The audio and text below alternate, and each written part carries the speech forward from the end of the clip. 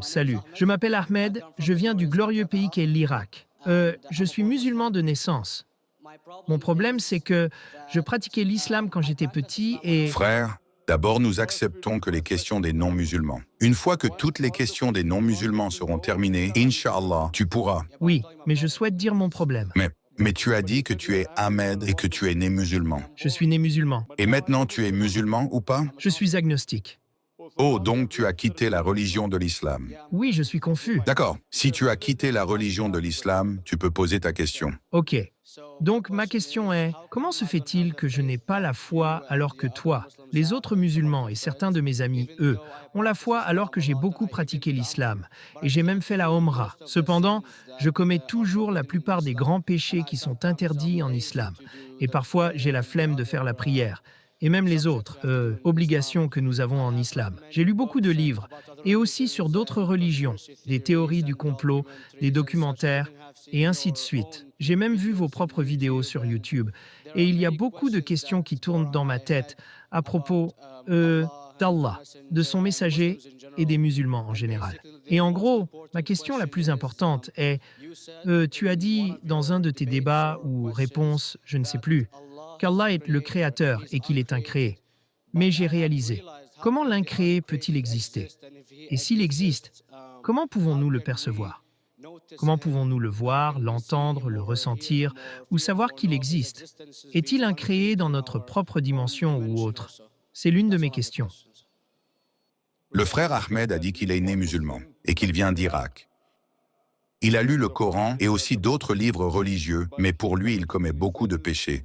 Il croit qu'il est agnostique et il est paresseux pour prier. Frère, avant que je ne réponde à ta question principale, si tu commets des péchés et si tu es paresseux pour prier, cela ne fait pas de toi obligatoirement un non-musulman. Tant que tu crois que la prière est obligatoire, parfois tu la manques, c'est un très grand péché. C'est un très grand péché de ne pas prier, mais cela ne fait pas de toi un non-musulman. Par contre, oui, si tu dis « la prière n'est pas obligatoire », alors à ce moment-là, oui, tu fais de la mécréance. Mais si parfois tu commets des péchés, parfois des petits péchés, parfois des grands péchés, c'est interdit, mais cela ne te fait pas sortir de l'islam. Il y a parfois des murmures du diable qui te disent « tu es musulman ».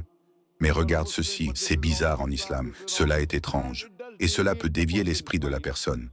À ce moment-là, peut-être que ta foi est bas, mais ces choses ne devraient pas te faire penser que tu n'es plus musulman.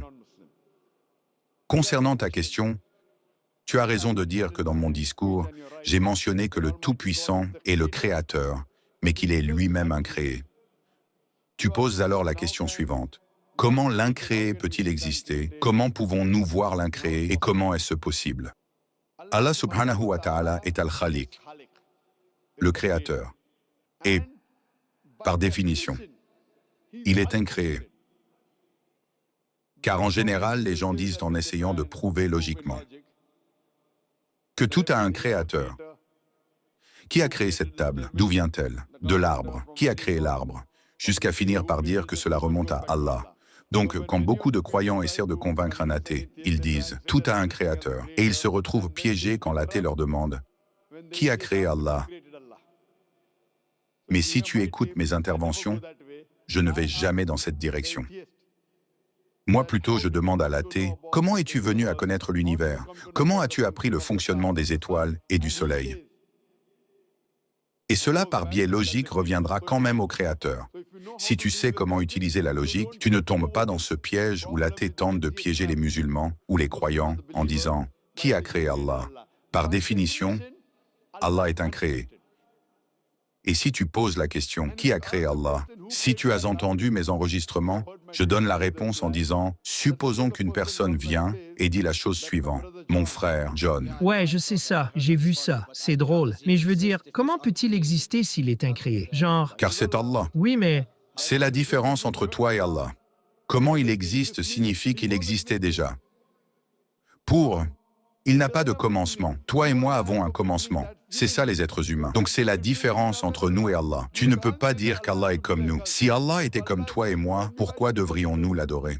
Je vois. Mais as-tu entendu parler du phénomène du Big Brother utilisé par diverses organisations politiques pour contrôler les gens en implantant ça dans plusieurs dieux. Puis ensuite, cela est devenu des religions monothéistes partout dans le monde pour rendre cela plus facile pour les gens. Désolé, je n'ai jamais entendu parler de la religion Big Brother. Ce n'est pas une religion, c'est comme une théorie en gros, dans les grandes lignes. Ça parle de quoi? Pardon, je n'ai pas entendu? Ça parle de quoi? Ce que ça dit, c'est que quand tu as un Big Brother, c'est plus facile de vivre ta vie.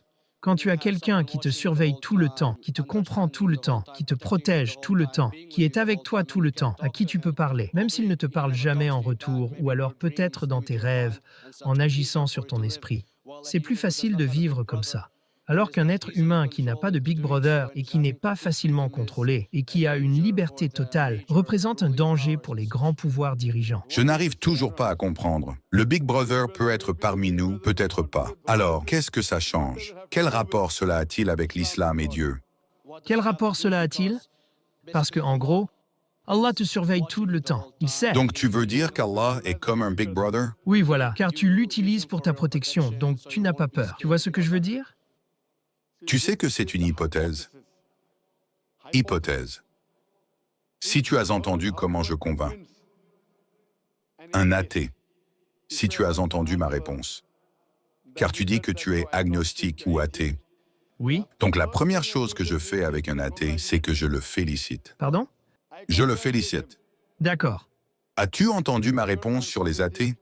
Ouais, tu les félicites sous tout ça. Mais je n'ai pas vu ton débat avec l'athée. J'ai juste vu tes réponses à certaines questions. D'accord, donc tu n'as pas vu celui avec l'athée? Non, mais j'ai vu ton débat avec David William Campbell, et c'est vrai. David William Campbell n'est pas athée. Maintenant, quand un athée me dit qu'il ne croit pas en Dieu, comme ta théorie du Big Brother, si tu crois en cette théorie, Oui? après je vais te poser une question. La première chose que je fais avec un athée, c'est que je le félicite. Tu sais pourquoi? Ouais, parce qu'ils réfléchissent et ne suivent pas simplement ce que leurs parents font. Non, non, je le félicite parce qu'il ne suit pas aveuglément. Les autres personnes suivent une croyance aveuglément. Il est chrétien parce que son père est chrétien. Il est hindou parce que son père est hindou. La plupart des musulmans sont musulmans parce que leur père est musulman. Lui, il essaye de réfléchir même s'il a tort, mais il dit « il n'y a aucune divinité ». Il a prononcé la première partie de la shahada islamique. La seule chose qu'il reste à dire et à croire, c'est d'ajouter la suite de la shahada, l'attestation islamique, et l'Allah. Ce que nous allons essayer de te faire comprendre, Inch'Allah. Donc si tu as entendu ma réponse, un athée devient athée parce qu'il pense croire en la science. Il pense croire en la logique. Alors, je lui demande si un équipement est placé devant lui, un équipement que personne au monde n'a jamais vu. Si on lui demande qui sera la première personne capable de te dire le fonctionnement et le mécanisme de ce nouvel équipement, quelle serait sa future réponse? Il va te dire le producteur ou le créateur de cet équipement. Créateur, producteur, fabricant. Donc quand nous lui posons la question de savoir comment cet univers est venu à exister, il parlera du Big Bang. Ce dont tu parles est déjà mentionné dans le Coran il y a 1400 ans, dans la sourate Al-Anbiya, chapitre 21, verset 30. أَوَلَمْ يَرَ الَّذِينَ كَفَرُوا أَنَّ السَّمَاوَاتِ وَالْأَرْضَ كَانَتَا رَتْقًا فَفَتَقْنَاهُمَا. Les incroyants ne voient-ils pas que les cieux et la terre formaient une masse compacte? Alors nous les avons séparés. Ce que tu as découvert il y a 50 ans est mentionné dans le Coran il y a 1400 ans. Eh bien, dans diverses civilisations, comme en 2000 ou 5000 avant Jésus-Christ, avant que l'islam ou même le christianisme n'arrive, il y avait des civilisations qui étaient avancées en astronomie et elles en savaient plus sur notre système solaire que nous maintenant. Frère, ta connaissance de la science est très limitée. Je suis d'accord. Il y a certaines choses qui étaient connues, mais cela était des hypothèses. Par exemple, nous avons découvert, et cela a été prouvé, que la Terre était sphérique en 1577. Je sais qu'au VIe siècle avant Jésus-Christ, il y avait Pythagore qui croyait que la Terre était sphérique. Mais ce même Pythagore qui croyait que la Terre était sphérique, croyait aussi que la Terre était le centre de l'univers, ce qui est totalement faux. Donc montre-moi une seule civilisation qui croit à 100% ce qui est mentionné dans le Coran. Je te lance un défi. Ce que tu dis ou ce que tu essayes de dire, c'est qu'il y a une personne qui a dit « D'accord, dans cette civilisation, sur 100 choses, ces 2 sont correctes. Sur 100 choses, ces 5 sont correctes. Sur ces 100 choses, je choisis 10. Qui peut faire ça? Personne à part le Créateur. » Même si tu sais qu'il y avait 10 civilisations différentes, des centaines de civilisations. Il n'y a pas une seule civilisation que tu connais dans le passé qui savait 100% de la science que nous connaissons aujourd'hui. Alors, où est ta logique? Où est ta théorie? Je sais que certaines choses étaient des hypothèses qui ont été prouvées plus tard, mais il n'y a pas une seule civilisation qui connaissait tout ce qui est mentionné dans le Coran. Donc la réponse revient à la question d'origine. Qui a pu rassembler tout cela dans le Coran? Quelqu'un, il y a 1400 ans, pouvait-il dire, d'accord, sur ces 100 choses, ces 3 sont correctes. Sur ces 100 choses, ces 2 sont correctes. Mathématiquement et rationnellement, c'est impossible. Eh bien, tu n'as jamais mentionné l'idée des extraterrestres ou quelque chose de ce genre. Frère, je pose une question simple. Nous ne sommes pas venus ici pour débattre. Oui? Je t'ai posé une question. Montre-moi une seule civilisation et toi tu me demandes autre chose. Oui, mais Nous ne sommes pas ici pour débattre. Tu poses une question, je te donne la réponse. Tu parles des anciennes civilisations. Je t'ai dit que tu avais raison, mais sur 100 choses, 98 étaient fausses. Alors, je te demande qui aurait pu mentionner cela dans le Coran. Et maintenant, tu parles d'autre chose? oui, mais Je pose une question simple. 2 plus 2 égale combien? Et toi, tu me dis combien fait 3 fois 3? Je te demande ton nom et tu me dis où tu habites. Je pose des questions simples. Alors, s'il te plaît, nomme-moi une seule civilisation qui a tout ce qui est mentionné dans le Coran. Est-ce que tu en connais une, oui ou non? eh bien non, pas du tout. Pas même 10%? Pourquoi? Babylone connaissait la plupart des planètes et ce genre de choses. Les planètes ne sont pas la seule chose mentionnée dans le Coran. Il y a 1000 choses mentionnées dans le Coran. Dire que 1000 choses sont mentionnées dans le Coran, 10% équivaudrait à 100 choses. La civilisation babylonienne connaissait-elle 100 choses mentionnées dans le Coran? Non, parce tu ne peux pas... Ils connaissaient 5 ou 6 choses. En pourcentage, c'est très petit. Bien sûr. Qui peut être l'auteur du Coran, à part le Créateur, pour savoir ce qui est juste et ce qui est faux? Aujourd'hui, la science a prouvé que les hypothèses mentionnées par les Babyloniens il y a tant de siècles sont aujourd'hui avérées. Donc, c'était des hypothèses à l'époque, dont beaucoup ont été rejetées et certaines acceptées.